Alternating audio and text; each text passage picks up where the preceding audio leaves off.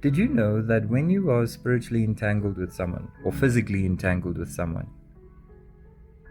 your ancestors and your metaphysical energy and their metaphysical energy become entangled?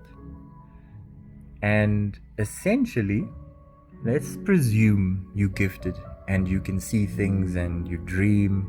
You're gonna see his people and she's gonna see your people. If you break up, you have to announce it spiritually to these people. You can't just break up in the three-dimensional and think that beyond the veil, 3D, that's just going to also automatically happen. You can leave him, you can leave her, never see her for I don't know how many months, years.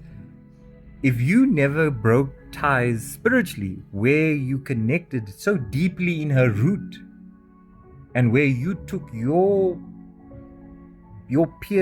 piercing rod and you connected deeply in the root, if you don't revisit that place spiritually and have a disconnect, that shit stays with you. And more so with you, the woman, because you guys are receptive in energy. You're the chalice and the male is the spear. So it's easier naturally for the male to just poke and leave. However, there is a deterioration that happens with his testosterone and sexual energy over a long period of time, and it happens quietly. But you, the feminine energy, you get the stickiness with his people, and it stays with you. Lower back issues, poor sleep, sugar cravings.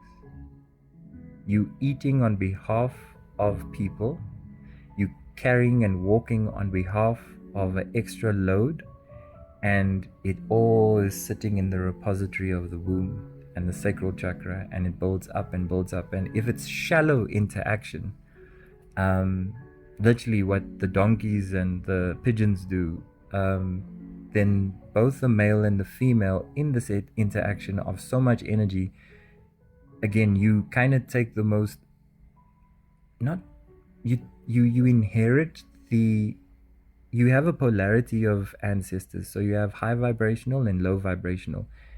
If you low vibrational in your sexual interactions with people, you inherit those low vibrational ancestors, the addicts, the people who went through so much harshness, the elders who still have an attachment to the world, which is why alcohol, sugar cravings, eating late at night, back issues, and just restless sleep is exactly what they are feeling beyond the veil. These ancestors, they're restless. They want still the three-dimensional desires that they used to have. So they smoke, they want to smoke, they want to drink. And so you will identify with these things and say, no, that's just me. And I'll say, nope. You don't know the difference between your energy and what has been placed inside of you. And you don't know, most humans don't know the implications of what happens sexually when you entangle with someone. But on the positive side, if you do entangle with someone sexually, and naturally the ancestors now believe that you are part of the circle, you are part of the family, then they can take up a very caring role. If you, for example, inherited a grandfather and there's genuine love between you and your partner, and let's say he had a father who passed on and a grandfather who passed on, and maybe you didn't have a father, that his people will take up that role in guidance and love. And equally so, if you're a guy and maybe your mom is not around and your partner has a mom who passed, grandmother who passed, she will take up that motherly role in the spirit for you. And normally you dream about each other's ancestors, and this is how you know that there's a welcoming for you. So they will have a dream about someone that they don't know in your family, and they will describe them to the T. And that hug between, especially the maternal invites the new person. So if you have that dream where you dream of your partner's loved one and it's a maternal figure, a matriarch figure, and she hugged you, and you came into the home and you could describe everything and remember everything, yeah, that means they are at peace with you being part of the family, and vice versa with the other partner as well. But then you have to also have that same discussion when you guys are apart, because you are beefing here. But on the other side, beyond the veil, you still attached. So if you break up, you have to have counsel with those who you entangled with and say, hey, we no more together. It was wonderful. Peace be with you. If you don't do that, like I said, you carrying extra. So the man is going to drive up and down at night, late at night, a restless soul acting like a ghost because of who and what he's collected. But women collect more ghosts than men.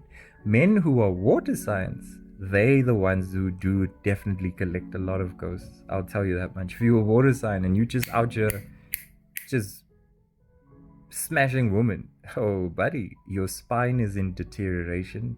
You're restless at night, driving up and down, and the vices kick in. And like I said, you smoke on behalf, not yourself, but on behalf of those who are metaphysically on the other side, but they also want that kick.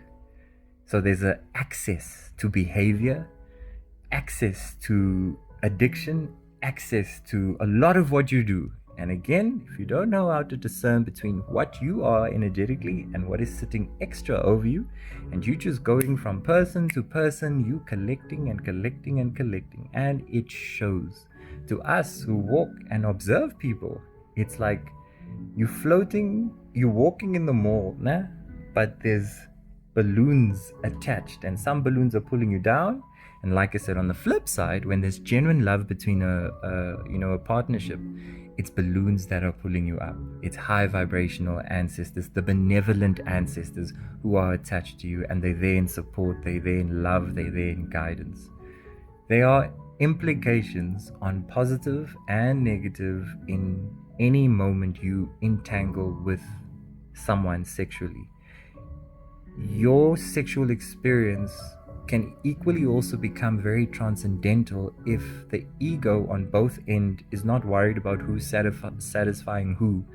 The fact that someone is with you intimately should be enough. And if love is centered in why you're together, then you should both be closed in the eye and this eye opens. And essentially you take the primitive energy that sits down in the sacral chakra and you allow it to work up. So both of you have the responsibility to feel in the sacral, the primitive. Then you move it up into the safety, which is the solar plexus, which is your confidence. So you're not worried about, am I this, am I that? Then you move to love. When you move to love, you move outside of the mind. When you move through the heart into vocalization, this is the truth. So you hear what she has to say, you hear what he has to say. And once this is said and heard, it's like you're speaking the experience out into into existence, and it shoots out through the pineal gland. Now this is where, if you do reach a climax, both of you, and again, no one's talking about who's your daddy, who, tell me how you like. That's the mind. That's when I know you're doing the same things the donkeys are doing. But if you're outside of the mind, and there's just lack of words and more experience, you go into transcendental experiences. Your connection to someone you are coupled with and there's genuine love between the two of you can become a transcendental experience. So this connection in physical can be equal to doing ayahuasca or shrooms or cannabis, but next level. It is trippy. You will see colors like you see colors when you're going into a Kundalini experience. You know how you get hot with Kundalini, overwhelmed with Kundalini, and then you black out, and same thing. The sexual energy, that the spiritual energy that coils up as a snake in the spine, just think of that now reversed, and now it's from in the front.